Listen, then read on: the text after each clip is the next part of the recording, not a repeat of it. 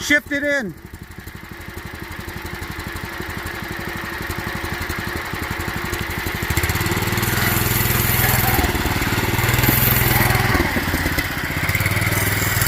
There we go.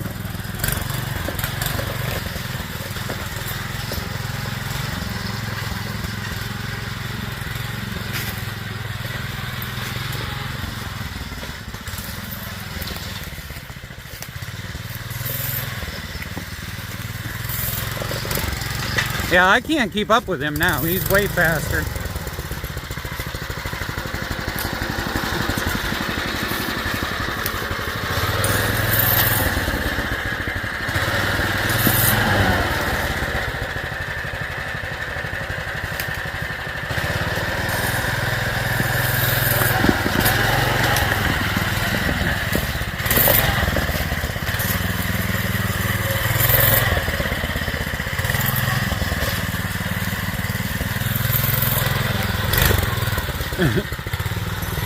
Let's be honest, 7 miles per hour is not very fast. So, we could get faster in a couple of different ways here. If you're comfortable getting into engines, you could easily put a stage 1 kit on this. You could go stage 2. You could turn it about 6,000 RPMs, which would be almost double your stock RPM. So 7 times 2 equals 14. That's a pretty decent speed for something of this nature. If you're in the mud mower or lawn tractor racing community, you're very familiar with the idea of pulley swaps. Now, we do need to keep in mind this is a single speed transmission. So if we pulley swap it too strong, we're going to end up just burning belts. And if we don't pulley swap it strong enough, then we're going to end up not getting the speed that we want. Previously, I have raced these, and let me tell you, if you put a 4-inch pulley on it, you can make a very dry machine do about 28 miles per hour. Once. It will take and rip the entire input assembly out of the entire transmission just as you clear about 28 miles per hour. I know, I did it 7 times because it took me that long to decide it was a waste of time trying. I've been experimenting with these F&R transaxles for several years now, and I may or may not have figured out what will or will not blow them up.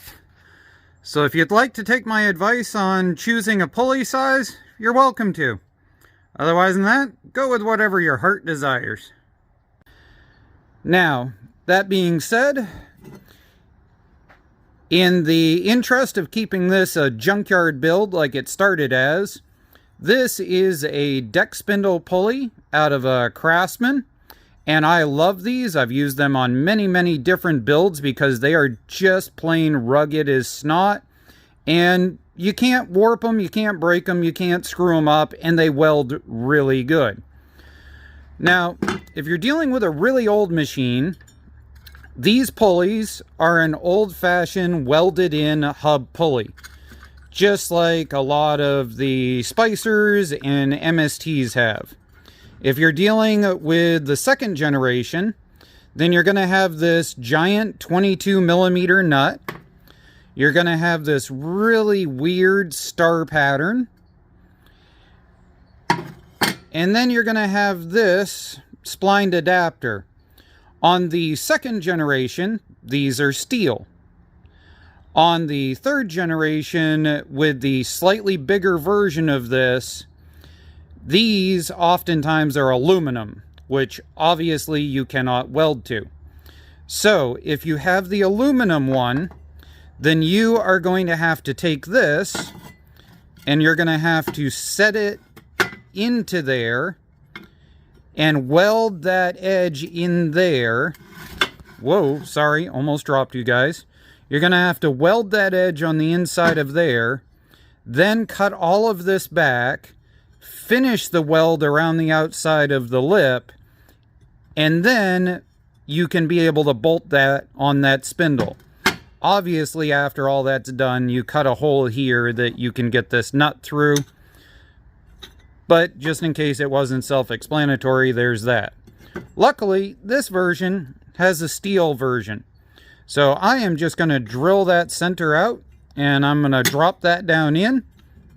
And I'm going to make sure that it matches the offset of this pulley. As you can see, it is a flat back pulley, which only MTD does. So you have to pay attention to that. Alright, that's enough babbling. We're going to build that, throw it on. And yes, to all the people that pointed out my tensioner is on the wrong side, you are correct.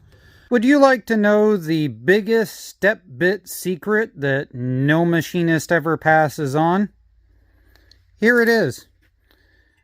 When you got something like that, see how it's got those? Every time you go down a step, you pull this, you put it in a vise, and then you take a rat file and put 4 rat notches in it, and then it'll chew right through to the next step. But you got to do it one step at a time, so that way it still self-centers on the 4 patches that you didn't file. Here we go, just a simple $135 welder off of Amazon, a hub, and a cheap pulley. Cheap welder and $1 million ideas will get it done. Loving this little VEVOR. If you need a throwaway, run around with welder, I'll have a link down below for this thing. It's very quickly becoming my favorite cheap welder to use. There we are. We reworked the pulley. As you can see, it's a little bit smaller. And we reset the idler to the other side where it's supposed to be. We had to drill a hole slightly further out on the idler arm, but this is the original stock arm that we used for making this in the first place. So in all honesty, in theory, if we had drilled one out there and put a spring behind it like this one, we could have done that in the first place on the original setup. Just a side note to put out there. So this is the way it really should be in theory. We'll find out once we take it for a drive. We've only had to go and pick through an entire pile of belts. A lot of people ask me why I don't say what the belt size is when I'm doing things like this. The reason being is because every creation is going to be different. In this case, it took a 39-inch belt. If the engine was over a little bit, it would take a 40. If the engine was over this way a little bit more, it would probably take a 38. If the transmission was a little bit different, it would take a different size. Learn that you can measure your own belts and figure it out. Belts are measured on the outside, on the flat side. All you do is mark a line, pull it down a tape measure, and then measure it. It's that simple to figure out. John is taking a break because he's on his 3rd trailer of gravel for the day. And then he'll probably find a helmet and take it for a test drive.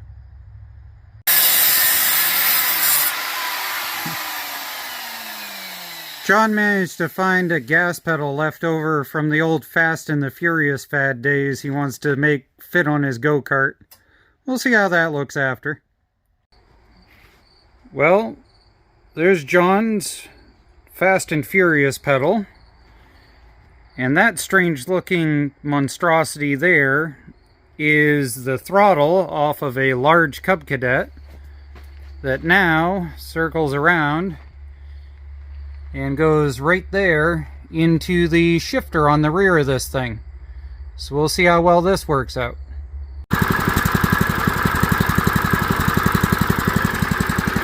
Alright, put it in neutral and rev it once or twice.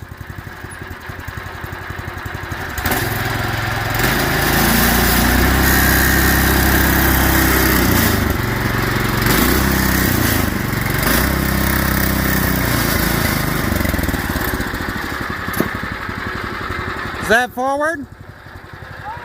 Okay.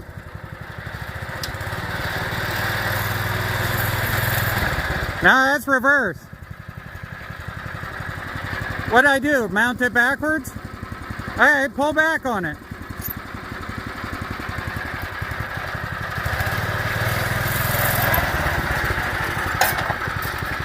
Okay, well, let's line it up on the driveway. I guess I did it backwards. Oh well.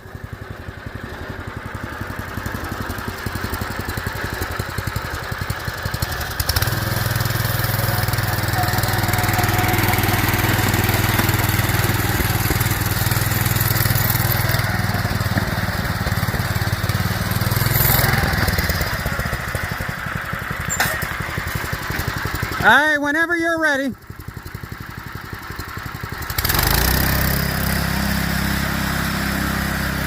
John's gonna come down through the perimeter trail a little backwards of what we usually do.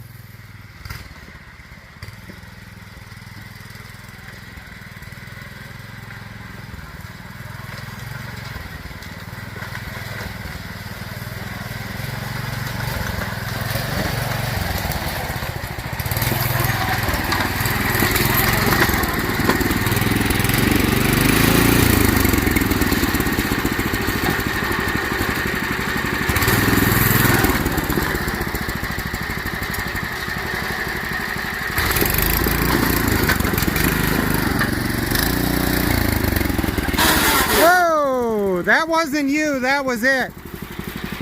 That was the machine doing it. You didn't hit. Yeah, that popped out somehow. Alright, so what just happened there is that this is a throttle assembly.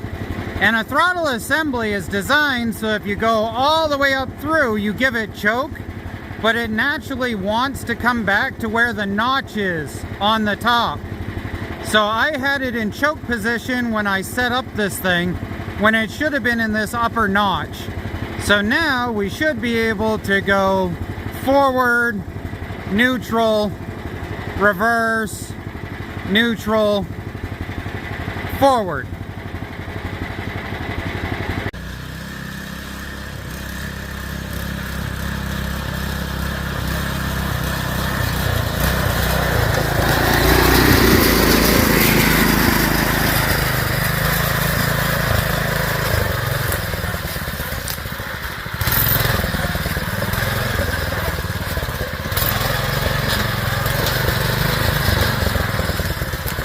Oh yeah, that thing is definitely faster. I'm almost jogging to keep up. Well, the next question is, will it move with an extra 100, 150 pounds? I guess we'll find out.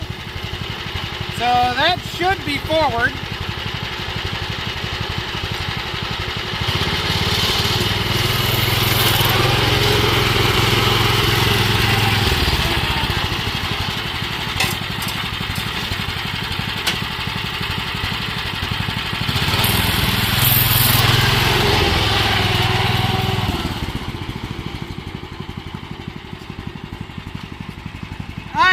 I can do a burnout.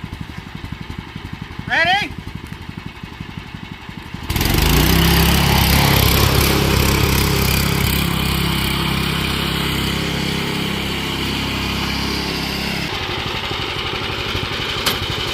Hold up, stay right there.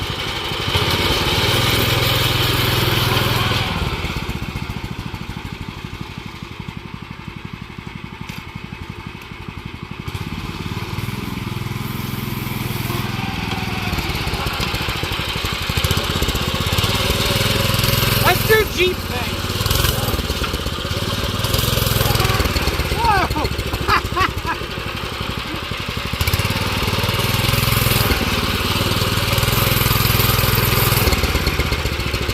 Alright, that's enough dumb for one day.